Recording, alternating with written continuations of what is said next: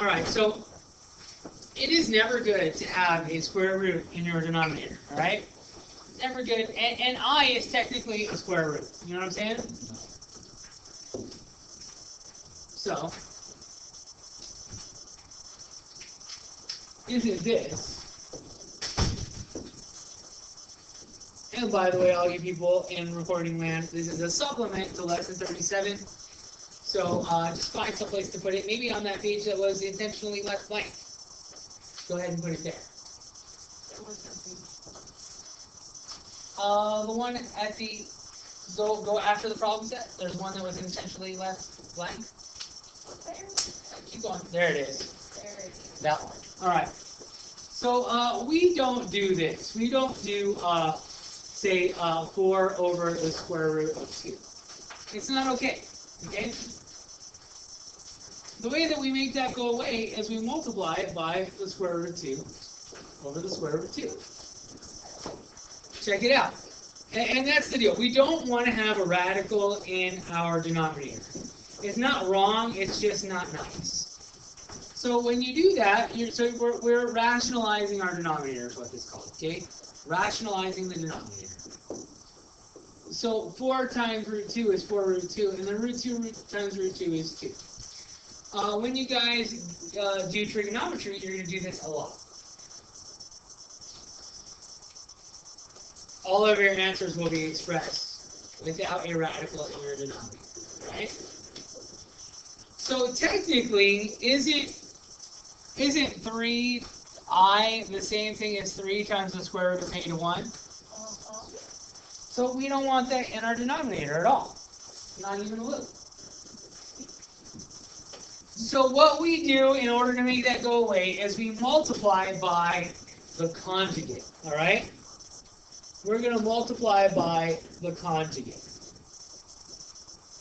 The conjugate here is 4 plus 3i. So all you're going to do for a conjugate is you're going to take this sign that's in between your two terms, and you're going to change it, right? If it's a negative, it'll become positive. It's a positive. If it is a positive, you'll make it a negative. So the conjugate for this is 4 plus 3i.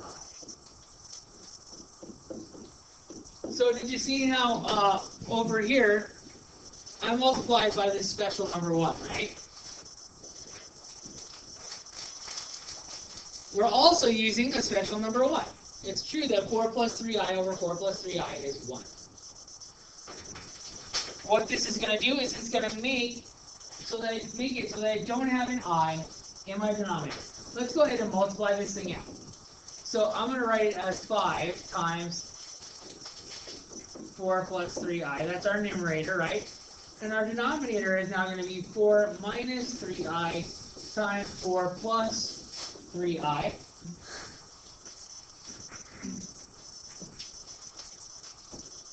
If I multiply that out, I get 5 times 4 is 20. 5 times 3i is 15i. And then on the bottom, I'm going to FOIL this thing, right? So 4 times 4 is 16. 4 times 3i is 12i. 3 times 3i times 4 is also negative 12i, and you see how that magical thing is got to happen, that those are going to cancel. And then negative 3i times positive 3i, first of all, a negative times positive is a negative. And then 3 times 3 is 9, and I times I is I squared. So 3 times 3, I times I. Let's go ahead and simplify our denominator. So we'll have 16, right? The 12 i's are going to go away. So I have 16 minus 9 I squared. But hey, isn't it the case that I squared is negative 1? Talked about that last time.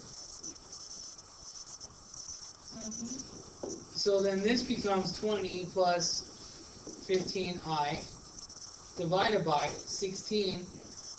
This right here is negative 1, right? So I have 9 times negative 1. So 16 plus 1. Negative 9 times negative 1 is going to give me that positive 9. So then this becomes 20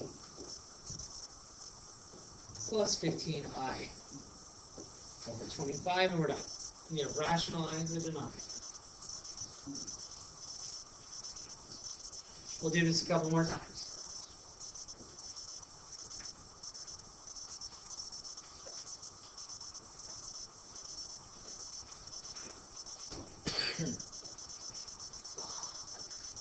Or 3. So, let's rationalize the denominator.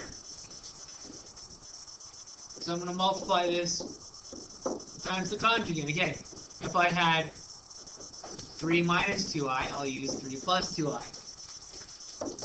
So I'll have 2 times 3 plus 2i over 3 minus 2i times 3 plus 2i.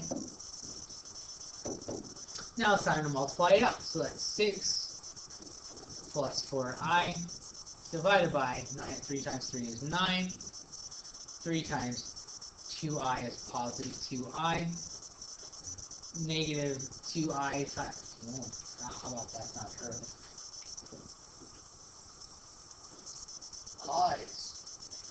Okay. 3 times 2i is 6i. Negative 2 times 3i is negative 6i. And then negative 2 times negative 2i times positive 2i. First of all, I've got a negative times a positive, which is a negative. 2 times 2 is 4. And then I times I is I squared. So then I combine like terms, and I have 9 minus 4i squared.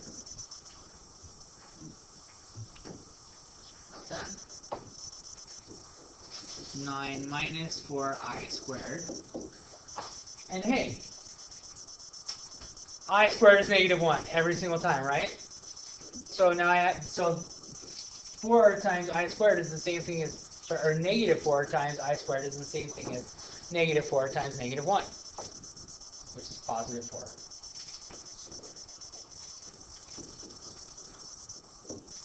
So this becomes a 9 plus 4, which is the same thing as 6 plus 4i over 13.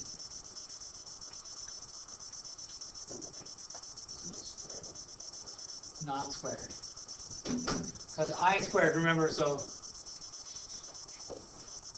I squared is equal to the square root of negative 1 times the square root of negative 1, which we said was negative 1, right?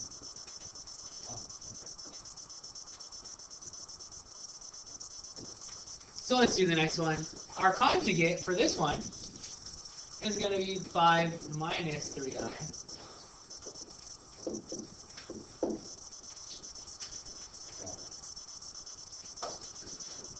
And now we're going to have to FOIL out the numerator and the denominator. But haven't we seen a pattern start to form? That these, that on the bottom, the middle terms go away, right? The I term disappears. So let's make it easy on ourselves and just make it disappear, right? So on the top, but on the top it's not going to happen, right? In our numerator. So we'll have 20, and I'm gonna go ahead and FOIL it out right away. So I'm gonna do 4 times 5, and then 4 times negative 3i is gonna be negative 12i, and then we'll do the I times the 5 is gonna be 5i, and then I times negative 3i is gonna be negative 3i. Okay. So we can take less steps. Some of you like that. Some of you would rather write it out, and that's fine. Do that.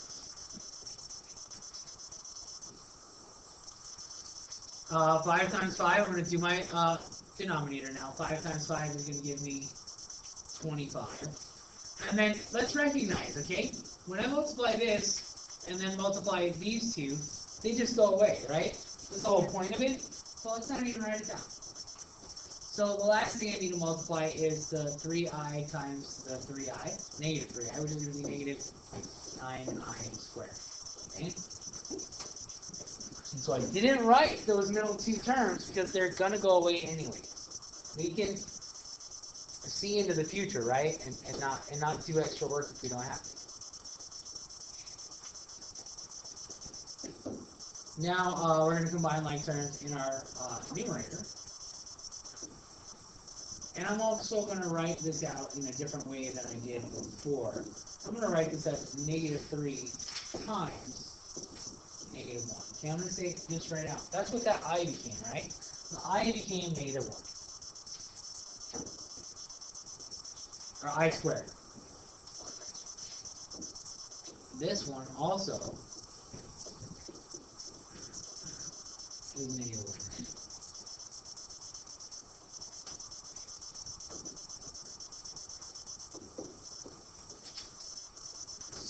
So,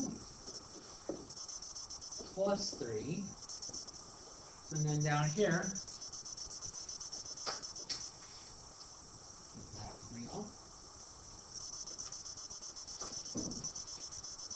down here, isn't this just 25 plus 9? So 34. And then I still have these two like terms to combine in my numerator. So I wind up with 23 minus 7i over 34 and whatever.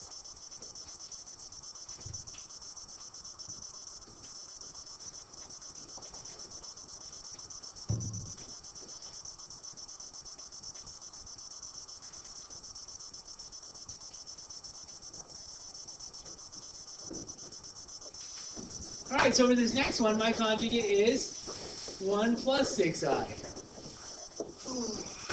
My bad. No, it's not.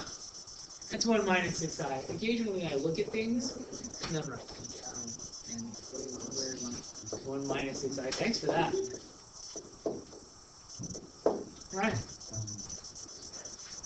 So when we boil this thing out, we get 1 minus 12i plus 36i squared. Skipping the middle step. Skipping the middle step.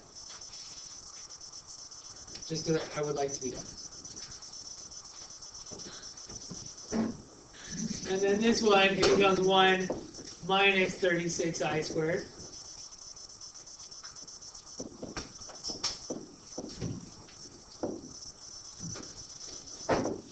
That's going to change to a negative 36 because I squared is negative 1. This is also going to change to a positive 36 now because I squared is negative 3. So I get negative 12i in my numerator minus 35 divided by 37. So I just wanted to show you on this last one. You can do it really quickly. Okay. You can also do it really fast. Yes. So if we can turn the I squared into a negative 1, if we're dealing with any other sort of equation like this as I squared, we can just get rid of the I squared by turning it into a negative 1 and find by the number? Absolutely.